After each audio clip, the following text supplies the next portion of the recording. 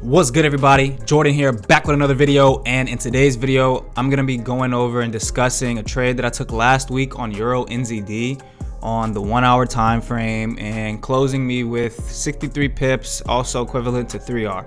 So without any further ado, appreciate you guys for watching. Once again, make sure you hit the like button, hit the subscribe button, and let's get into the trade. So all right guys, cool. Hopefully this video finds you guys nice and well, safe and rested. So basically, before I get into any of my trades, I'm always starting and looking at the daily time frame. First and foremost, I always would like to see a pullback, just straight up, bro. Like I want to see a pullback, or I want to see some type of pattern, you know, always from a daily time frame, you know, higher time frames in general, weekly, the monthly, so on and so forth. And this particular move, you know, if we flip to the 1 hour real quick, what I saw here was I saw a double bottom. You know, I saw my double bottom range here. I saw an area of structure being broken and also a pattern being formed. The pattern being the double bottom. You know, buying above this neckline here, also buying above this and closing above this recent area of resistance, now turning support. So flipping back to the daily and deleting these boxes, something that I saw was the fact that, you know, during this area here, during these impulse buys, of course, once we break somewhere, once we break an area of resistance or support or just structure in general, we always have to come back to retest it. And that's exactly what we did in this area here, right? And it's not always going to be perfect. The wicks always aren't going to align with the close, you know, of a candlestick, or in this case of a doji. But I do notice that an area of support was formed maybe once, twice, 3, 4, 5 times, 6 times before you know, before I saw my 1 hour move that I like to see when I hop on the charts. So from there, because I've seen this area of support being formed, and I see, you know, the fact that it's reacted and rejected off of this area of support, I then feel comfortable a little bit to go down to the 4 hour, get a closer look to see what's going on. Okay, I see at that time and point, you know, I see this nice engulfing 4 hour candlestick, and from there, because I saw first and foremost this 1 hour move, this 1 hour impulse buy above these highs here, I know I could feel comfortable based off of the daily time frame that, all right, maybe I can start paying closer attention to this pair, you know, put it at the top of my watch list, set my alerts, do whatever I have to do to pay attention and stay locked in on this pair, because the fact that it has my move and it's looking good on higher time frames. So from there, we already know, just watch a little bit of my videos if you don't know about my fibs, but I basically fib the move. Once I see the impulse, I fib the impulse, and I wait for a pullback to at least the 382, also the 50 and the 618. I think the 50 and the 618, you know, being some of the strongest areas, also you know, becoming parallel to this neckline here, retesting a neckline, you know, I feel that it's a strong move, especially, you know, with the daily time frames and the, you know, 4 hour time frames lining up. So we're gonna play it forward just a little bit, and like I said, I'm waiting for price to come back to the 382. Boom, we hit it. From the 382, I'm automatically going, sometimes I'll touch the 30, but for the most part, I'm going to the 15 minute. I'm going to the 15 minute to see what structure can be formed around these hot areas, around these pullback areas, the 382, 50, and 618. So let's see. Just waiting for some structure to be formed, and it looks like we're getting it right here. You know, I do use EMAs as well. However, I'm not touching on that because I just don't want it to take away from the price action of the whole video. So from here, I noticed that, okay, price has dropped once, it's dropped twice. Now we're starting to form some area of support here, which is also, if we look to the left, it's also, you know, touching these recent highs, this recent area of resistance here. So we already know as traders that price always has to come and respect the area that it just disrespected, I guess, right? So it always has to come back to the area in which it just broke. Now from there, in lower time frames like the 15 minute, maybe the 5 or the 30 minute, you want to wait for price to form an area of support. We can't just wait for price to come down, hit the 50, and then boom, buy, because there's no confirmation there. Especially if you're not using any EMAs or indicators to help you build that confluence and your confirmations. Chances probability, it's a probability game. Chances are that price may go down in the opposite direction, stopping you out, having you lose money. And the name of the game is capital preservation, right? So from there, we want to be able to see our confirmations, realize what's going on, have an area of support or resistance be formed. In this case, we're looking for some area of support to be formed, and then we can continue. That area of support is this area here, right?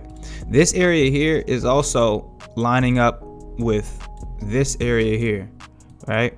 So, and that area over here is also aligning with this area over here.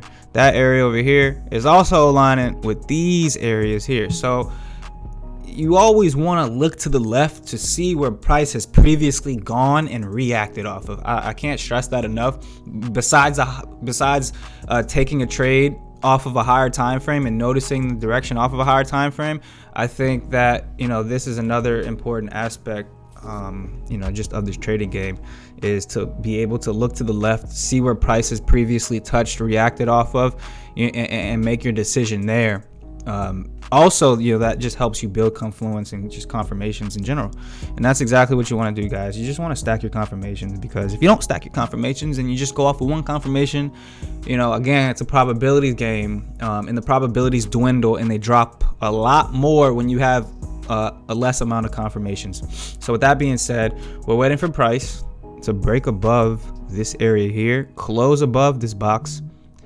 From there, I will set a buy limit and just wait for price in that area of support or the area of resistance to be broken and to be retested for my limit to be triggered, and I'll be entered in the trade moving forward. So let's see if that area gets broken, and it does.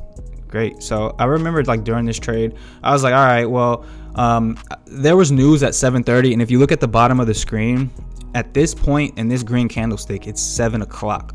So, I had 30 minutes basically to make a decision. With this green candlestick, basically, as a main catalyst for me, and an important factor for me to set my buy limit here at this point. I know that I possibly might not get this chance to set this buy limit. So from there, with news being at 7:30, I always want to be in the trade. I was talking about this with somebody today. I always want to be in the trade at least 30 minutes, at most 15 to 30 minutes before the news hits, before the news is released. So in this example, I see this green engulfing candlestick here. Immediately, I'm setting my buy limit somewhere here. I actually forgot the entry, the exact entry. I'll have to look that up. But basically, I'll set my buy limit here at the top of these wicks, and I'll just let it play out. I can even close my laptop, or not really close my laptop because I'm on a desktop, but I can move away from the charts at this point. I can go walk my dog, and I can just go do things that I have to do. So basically, I'll set my limit here, and my take profit, it was always going to be at the negative 27, which is also, if we look again to the left, guys, it's always the same thing. You always got to keep these things in mind. If we look to the left, also, it's reaching highs here, a low, lows here, helping these areas reject also, and will also help once price comes to the take profit area. It'll help that price reject as well. So from there, I'll delete my limit. I'll delete my fibs, and I'll let price play out. So it's always so quick, man. So in this red candlestick, I'm triggered in. Okay, I'm entered in the trade. I'm now in a buy. And let me back up. Couple of candlesticks right there. And I'm just gonna try to take it slow. So basically, like I said, once price pushes above this area, I'm waiting for a retest on top of any of these wicks here. and this is my area, and this is my structure being broken. This is a flip of structure, you know, whatever you want to call it. This is that time happening. So when sometimes people have a little trouble flipping the lower time frames and finding out their confirmations, this is a great indication that price is flipping. When you're able to go to the 15-minute after the pullbacks are happening on higher time frames, you can go into lower time frames, see the breaks of structure, see price being flipped just like this example here, and then you can start to build your confluences and your confirmations, and then, you know, make your decisions even there. And also you'll be able to make your decisions a lot stronger than if you didn't have any confirmations at all. So from there, like I said, I'll let it play. You know, I'm triggered in this on this candlestick right here. Boom, a little bit of drawdown. How much drawdown is that? It's like a 4 pip drawdown, exactly, right? So from here we get another green candlestick also closing above, you know, the entry candle, which is always a good indication. Get a little bit of a pullback, another green candle closing above the last candlestick that also closed above the entry candle. Is always a great confirmation. You know, I love to see candles closing above each other, which also, you know, always indicates me that, you know, the trade's going the right way. We're always going to get some type of pullback and drawdown a little bit. And also, you know, to touch back on the news that happened at 7:30, you know, this was the news here. So the fact that I was in the trade 15 minutes before the news played such an important factor, because I was able to then sit back, see the news play out, and also have news push my price and my trade in one direction or the other. So the fact that I'm not trying to guess or predict which way the market is going is so key, and it is so important, because we don't ever want to predict where the market is going. We don't ever want to predict which way price is going, which way Bitcoin. We don't want to predict anything. We only want to react to it. Okay, if we see price going up, right, we know that the pullback is coming. So from there, we wait for the pullback, then we react to it and what it's doing. If it makes an area of resistance or support, we have to notice that, mark it down, take a picture of it, screenshot, you know, keep it for next time. Notice that area being formed and being born. Once that price breaks above that area and then comes to retest that area in which is broken, then you can take that trade. And that's just literally how I do. Like, that's how I go through my routine, and that's how I go through my trading process pretty much throughout the morning. So anyway, back to this trade. I'm risking about 20 pips at the time. Like I said, I like for price to be able to, you know, or at least candles to be able to close above one another, always with an area of pullback that we know is going to happen. Boom, right here. You know, from there, I'm also, you know, just looking for price to continue. We get some more pullback to entry, but boom, nice rejection off of these area, you know, this area of point of interest here. Some highs also being broken and retested, reacted off of. We got some I'm sorry, I think this was news here. I don't know why that time is wrong at the bottom. I think I'm an hour ahead off of this time right now. I'm not sure why the time switched, but this was the news here. You know, a lot of emotions going on pretty much in this area at this time. I'm walking my dogs actually, and I like looked at my phone and noticed that I was in a little bit of drawdown, but then I noticed the time and I'm like, all right, cool. I can't close here. I can't fold. You know, I have to hold it. If news pushes price to my stop loss, then so be it. You know, I was risking 1%, I think, for this trade, or, you know, 0.8 or 0.7%. However, I'm comfortable with taking that. From there, though, I kind of just settle my emotions, continue obviously walking my dog, and, you know, the trade and candlestick from here and price rejected off of this area in my entry, you know, kind of pushing us towards TP. So from there, I'm just like, all right, cool, you know, whatever, let's keep it going.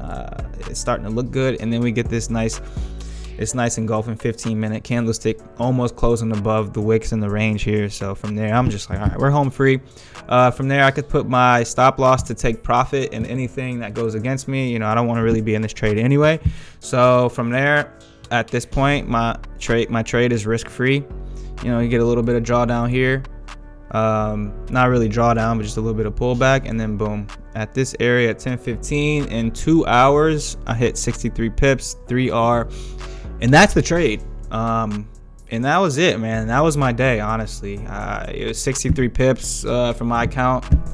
I really don't like touching on the money part too much to try for people to focus on that, but it totaled to about 1,300 and, you know, and a little bit of change. So that's also good, you know, good for paying bills, I guess.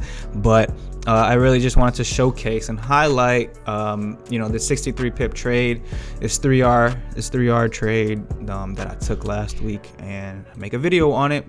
And yeah, just review my trades pretty much that I have taken in the previous weeks, or, you know, sometimes I'll like try to record on a Friday if I've taken a trade on a Tuesday or something like that. But basically, I just wanted to get on here and show you guys the trade that I took and just review a little bit with a little sprinkle of back testing thrown in there. The market is currently open right now, but I've just been slipping a little bit making this video. But it's all good because the trade happened last week and I'm not too far off. So yeah, this week moving forward, right now it's Thursday at 10:54 a.m. right now, almost 11 o'clock. No trades have happened all week.